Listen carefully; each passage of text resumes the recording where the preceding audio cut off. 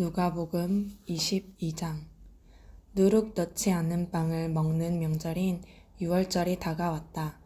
대제사장들과 율법학자들은 백성들을 두려워하여 어떻게 하면 예수님을 아무 탈 없이 죽일 수 있을까 하고 의논하고 있었다.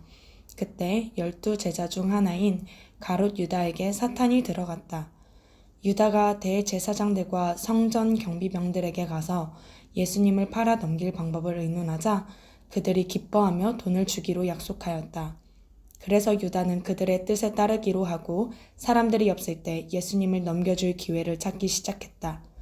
누룩 넣지 않는 빵을 먹는 명절인 무교절이 되었는데 이 날은 유월절에 쓸 어린 양을 잡는 날이었다.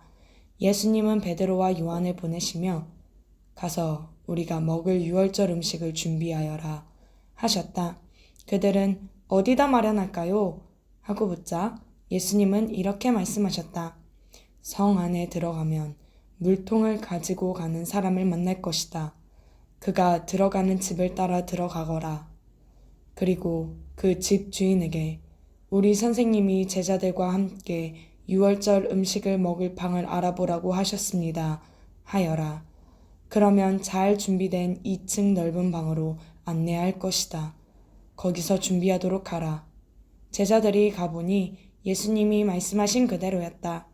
그래서 그들은 거기서 유월절 음식을 준비하였다. 시간이 되자 예수님은 사도들과 함께 식탁에 앉으시고 그들에게 이렇게 말씀하셨다. 내가 고난을 당하기 전에 너희와 함께 이 유월절을 먹기를 무척 원하였다. 내가 너희에게 말하지만 유월절의 의미가 하나님의 나라에서 성취될 때까지 내가 다시는 이 음식을 먹지 않을 것이다.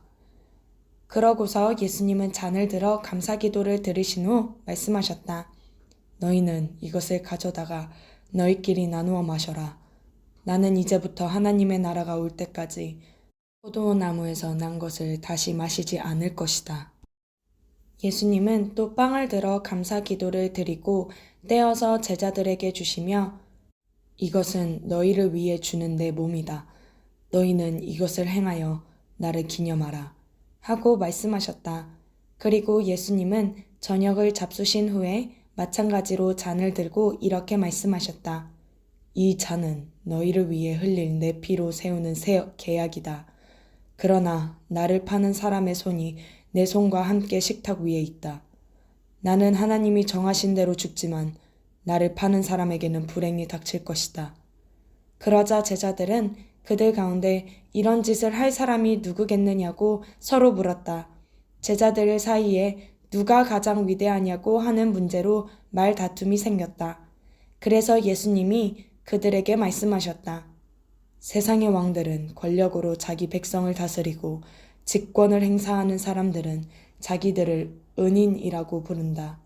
그러나 너희는 그렇게 해서는 안 된다.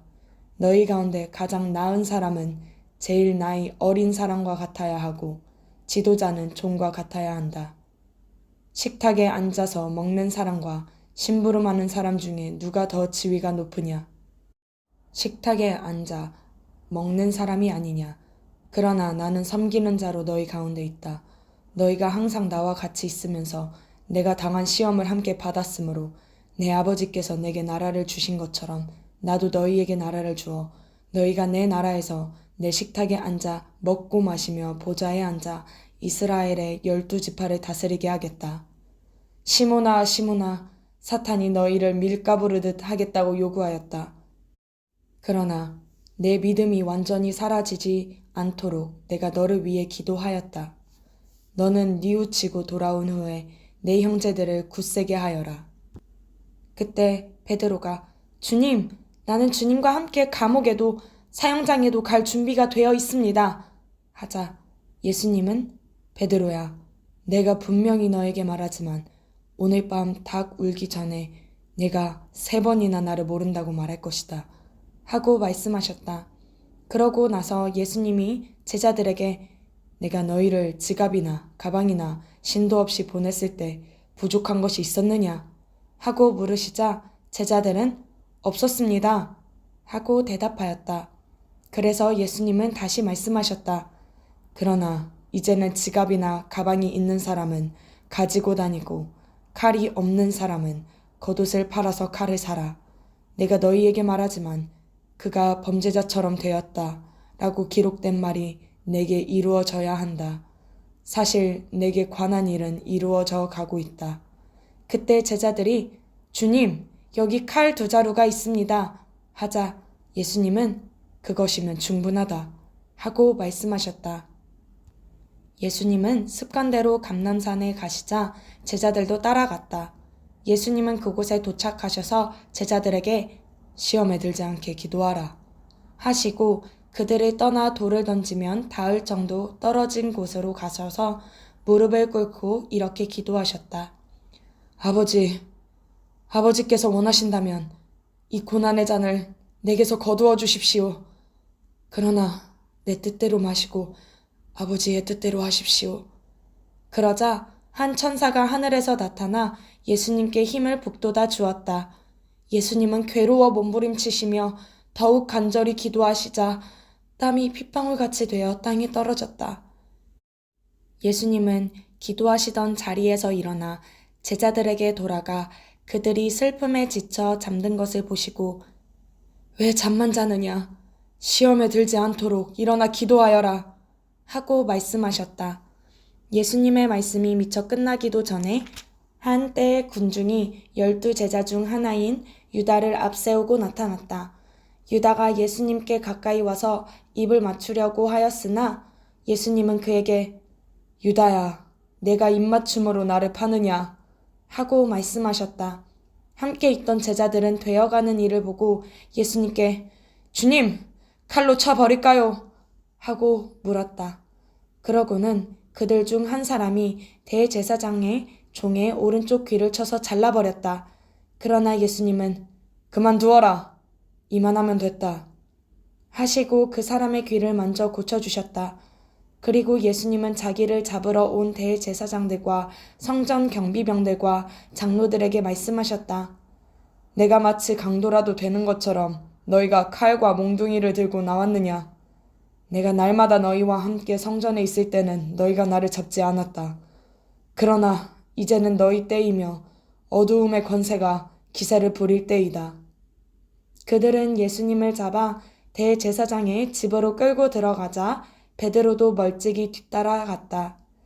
사람들이 뜰 가운데 불을 피우고 둘러 앉아 있을 때 베드로는 그들 틈에 끼어 앉았다. 그때 여종 하나가 앉아서 불을 쬐고 있는 베드로를 유심히 보더니 이 사람도 그와 한패예요 하였다. 그러나 베드로는 이 여자야, 나는 그를 모른다 하고 딱 잡아떼었다.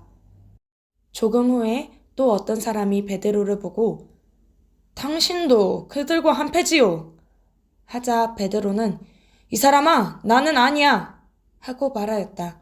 1시간쯤 지난 뒤 또 다른 사람이 이 사람이 갈릴리 사람인 걸 보니 틀림없이 그들과 한패요 하자 베드로는 여보시오, 나는 당신이 무슨 말을 하는지 도무지 모르겠소 하고 대답하였다.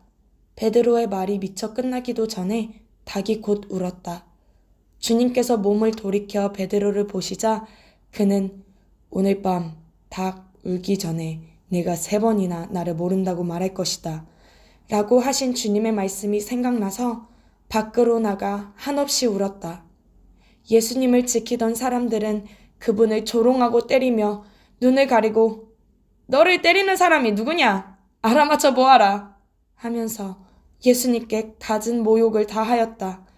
날이 밝자 대제사장들과 율법학자들과 장로들이 의회를 열어 예수님을 의원들 앞에 세우고 내가 그리스도라면 우리에게 말하라 하였다.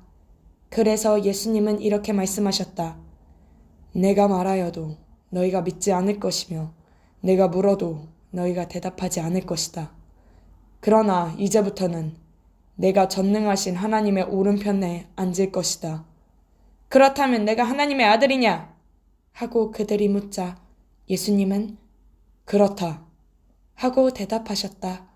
그러자 그들은 이 이상 무슨 증거가 더 필요하겠는가?